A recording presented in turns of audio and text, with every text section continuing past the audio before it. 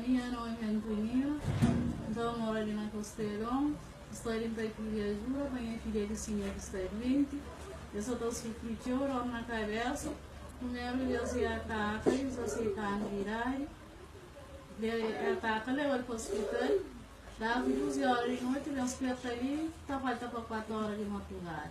Depois ele fica todo sofrendo na cabeça, que eu consigo estudar a história, eu estou que estudar, como ele tem uma semana, ele estava na cama, eu estou que estudar.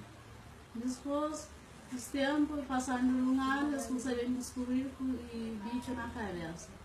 Depois, minha próxima calma, minha hora, gosto de quando passa a prejudicar outra vez, que eu estou sofrendo na cabeça, que tem uma semana na cama, a cabeça que está lá dentro.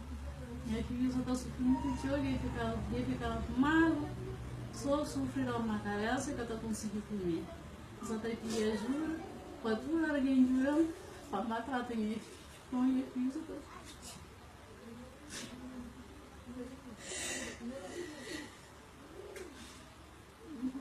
vamos ali, meu, que eu tenho que esconder evacuar mais. Eu também assistiu para me ajudar.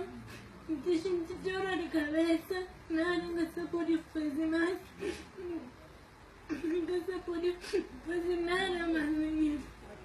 tá feito, tudo, minha filha, na cabeça, tá feito.